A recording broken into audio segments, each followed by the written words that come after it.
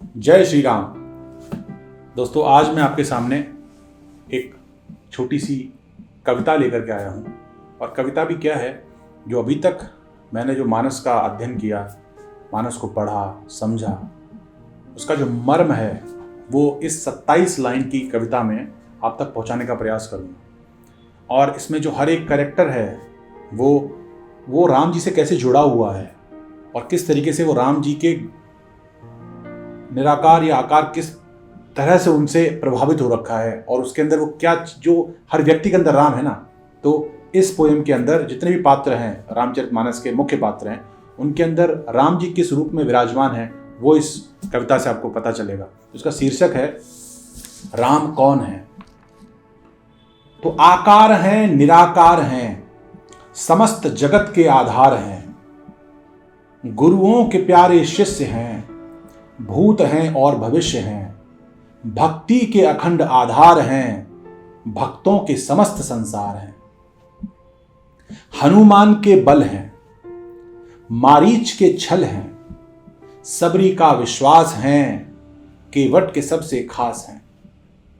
लक्ष्मण जी का वैराग्य है, दशरथ जी का भाग्य है, कौशल्या जी के दुलारे हैं, पर मां कैकेयी को भी बहुत प्यारे हैं। सृष्टि की उत्पत्ति के कारण हैं, मर्यादा के जीवंत उदाहरण हैं, अंगद जी के अभिमान हैं, वानर सेना की शान है। तुलसीदास जी की आराधना है, भोले बाबा की साधना है, सूपड़खा की कामना है, गुरु वशिष्ठ का ज्ञान है, रावण का अभिमान है, विभीषण का सम्मान है, जानकी जी के करुणा निधान है, और मेरी मां से मिला वो ज्ञान है, सब कुछ मेरे मेरे राम है, मेरे राम है, मेरे राम है। तो ये जो पोएम है, इसमें जो लाइनें यूज करी गई है ना, वो बहुत ही ज्यादा इस पूरा मर्म खिट्टा किया हुआ है। अब एक एक करके मैं आपको शॉर्ट में जल्दी समझा देता हूँ, क्योंकि समय आपके पास भी कम रहता है, लेकिन आपको आइडिया लग जाएगा। पहली लाइन है कि गुरुओं के प्यारे शिष्य हैं। गुरु वशिष्ठ, गुरु विश्वामित्र के बहुत प्यारे हैं। वो क्यों बहुत प्यारे हैं? क्योंकि वो जानते हैं ये परब्रह्म है, लेकिन इस नरलीला में वो उनके शिष्य बने हुए हैं, इसलिए बहुत प्रेम करते हैं उनको। भूत और भविष्य हैं, गुरुओं को पता है, हम सबको पता है, ठीक है। और भक्ति के अखंड आधार हैं। जो लोग जितनी भक्ति करते हैं, कहीं ना कहीं आधार जो है वो श्री राम जी ही हैं, और हर भक्त के लिए वो समस्त संसार है उनका। हनुमान जी अतुलित बल धामम है, लेकिन वो बल हनुमान जी का, वो धाम है, बल उनका नहीं है। वो बल किसका है? वो बल श्री राम जी का है। मारीच के छल हैं, जो छल प्रवृत्ति है ना, बड़े कौतुकी हैं हमारे श्री राम जी। तो वो जो छल है मारीच का, वो छल श्री राम जी का है। सबरी का विश्वास है, विश्वास उन्हें प्राप्त हुआ, वो विश्वास रूप में कौन है? वो श्री राम जी हैं। और केवट के सबसे खास हैं। केवट को कुछ नहीं चाहिए, भैया पैर पखार लेने दो हमें। आप विस्तार से चर्चा करेंगे, बहुत कुछ सीखने को मिलता है। केवट जो प्रसंग आया है, तो केवट के सबसे खास हैं। इसके पीछे की कहानी भी है, शॉर्ट में सुना देता हूँ। एक कछुआ था, जब प्रभु भवसागर में लेटे हुए थे, तो कछुआ बार बार कोशिश करता था प्रभु के पैर छूने के लिए। तो एक बार माता लक्ष्मी ने बोला उनसे, प्रभु आप थोड़ा पैर नीचे कर दिए, वो छू लेगा। प्रभु मुस्कुराए, बोला नहीं, ऐसे नहीं छुलाएंगे, पूरा समय आएगा और आप भी वहीं होंगी जब हम इसे पैर छुलाएंगे। तो कछुए ने, जब इनका रामावतार हुआ, तो कछुए ने केवट का रूप लिया। भगवान श्री राम, तो भगवान श्री राम जी थे, और सीता मैया लक्ष्मी जी थी। तो ये कथा है। लक्ष्मण जी का वैराग्य है। सबसे ज्यादा वैराग्य अगर आपको रामचरितमानस में संतों के मुख से सुनते हैं कि अगर रामचरितमानस को अगर देखना है ना, तो ज्ञान, वैराग्य और भक्ति की दृष्टि से देखिए।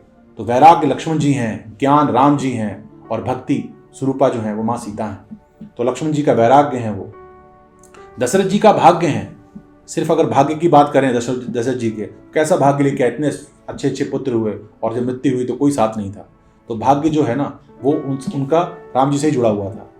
कौशल्या जी के दुलारे हैं। सबको पता है कि माँ कौशल्या, माँ से ज़्यादा बच्चे को कौन प्यार करता है। तो कौशल्या जी के दुलारे हैं। तो दुलार है वो, मनु शतरूपा ने जब 10,000 साल तपस्या की, तब भाव से भगवान से मांगा था कि मैं वही, आप उसी रूप में आए, मैं आपको दुलार कर सकूं। तो जो दुलार है ना कौशल्या जी का, वो राम जी ही हैं। पर माँ कैकेयी को भी बहुत प्यारे हैं। जी हाँ, कैकेयी जी भी जो थी ना, वो राम जी को बहुत स्नेह करती थी। और जब आप रामचरितमानस का पाठ करेंगे, उसको सुनेंगे, तो समझ में आएगा। देवताओं ने जाकर के सरस्वती जी से प्रार्थना की कि प्रभु अगर राम इनका राज्याभिषेक हो गया राम जी का, तो लंका पे विजय कौन पाएगा, तो कुछ ऐसा करो कि उनको घर से निकालो पहले। ठीक है, तो जो कैकेयी माँ है उनको भी बहुत बहुत प्यारी है। सृष्टि की उत्पत्ति का कारण है, सबको पता है, सृष्टि वहीं से उत्पन्न हुई है। मर्यादा के जीवंत उदाहरण है, हर जगह उन्होंने मर्यादा दिखाई है। कभी उन्होंने अपना ब्रह्म होने का कभी भी उन्होंने दुरुपयोग नहीं किया या उपयोग ही नहीं किया। दुरुपयोग तो प्रभु क्या करेंगे, उपयोग ही नहीं किया कभी उन्होंने। मर्यादा पुरुषोत्तम बने रहे। जितने अस्त्र शस्त्र उन्होंने चलाए वो सारे के सारे गुरु से प्राप्त करके, मेहनत करके पाया, उसके बाद उसका उपयोग किया। तो मर्यादा पूरी रामायण में, पूरी रामचरितमानस में आप देखेंगे प्रभु श्री राम हमेशा मर्यादा में ही बने रहे। अंगद जी के अभिमान है, लंका कांड में जब पढ़ेंगे जाकर आपको समझ में आएगा अंगद जी कितने अभिमान से जाकर के रावण का सामना किया है, और क्या उल्टा सीधा नहीं किया उसके, क्या उल्टा सीधा नहीं कहा उसकी सभा में जाकर के उसको। वो जो अभिमान था ना, वो खुद का नहीं था। प्रभु श्री राम, मेरे प्रभु श्री राम ऐसे हैं, मेरे प्रभु श्री राम ऐसे हैं। आजकल हम क्या करते हैं, ये मेरा है, मेरा भैया कुछ भी नहीं है। जो लिखा भी है ना, सब प्रभु कृपा से लिखा है ना, मैंने लिखा है ना कुछ। तो अभिमान नाम की तो चीज होनी नहीं चाहिए, क्योंकि जो करा रहे हैं सब प्रभु अपनी कृपा से करा रहे हैं। तो अंगद जी का अभिमान है, और बानर सेना की शान है। बानर सेना बेचारी थक जाती है, जब लंका कांड में लड़ती है ना, थक जाती है, वापस प्रभु के पास आती है, फिर जय श्री राम करते फिर टूट पड़ती है राक्षसों के ऊपर जाकर के। तो उसकी जो शान है ना, वो श्री राम जी। तुलसीदास जी की आराधना है, को पता है तुलसीदास जी के आराध्य हैं श्री राम जी, उन्हीं को भजते हैं बस। उन्हीं की प्रेरणा से रामचरितमानस जी का लेखन किया।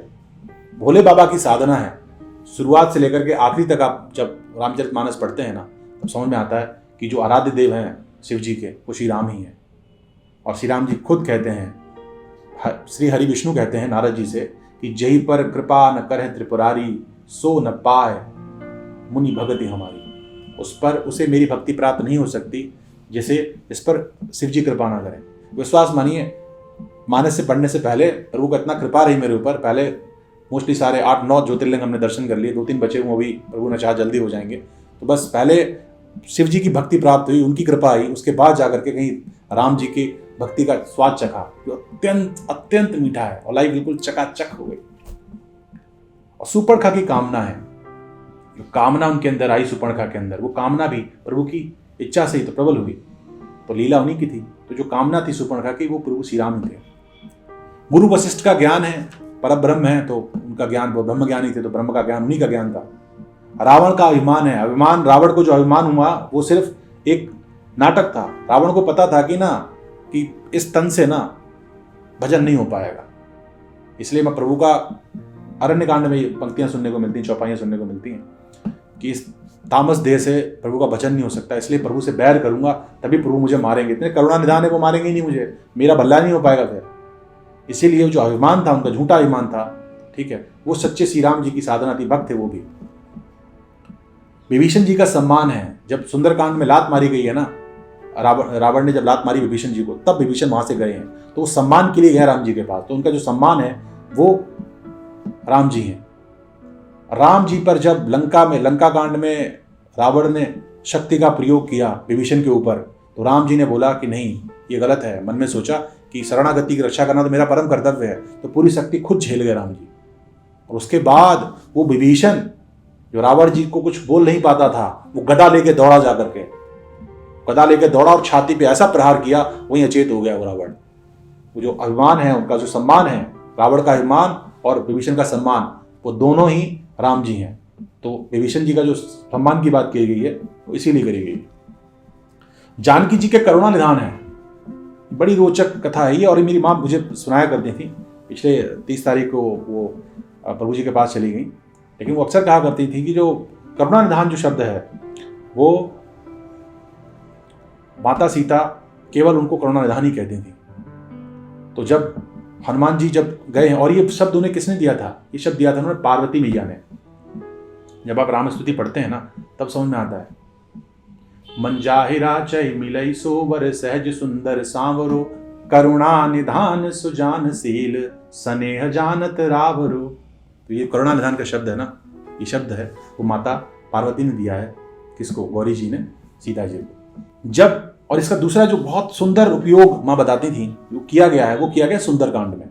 सुंदरकांड में जब हनुमान जी ने मुद्रिका डाल दी है तो माता को लगा कोई निशाचर तो नहीं है।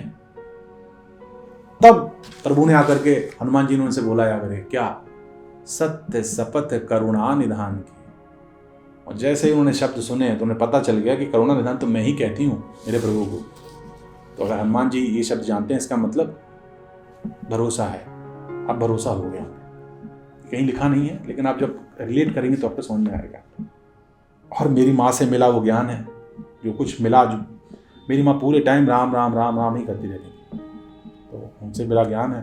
और मेरे लिए आज की तारीख में सब कुछ मेरे राम है, सब कुछ मेरे राम है। तो मैं आपसे हाथ जोड़ के निवेदन करना चाहूँगा कि आप किसी भी हाल में हैं, किसी भी धर्म के हैं, किसी भी संप्रदाय के हैं, अब राम नाम जप शुरू करिए आप, ठीक है। और निश्चित रूप से आपको जीवन में वो सारे सुख मिलेंगे जो आपको चाहिए और जिसके लिए जो आप डिजर्व करते हैं। सब के बाद मैं आपकी वाणी को विराम देना चाहूँगा। नमस्कार, जय श्री राम, जय बजरंग।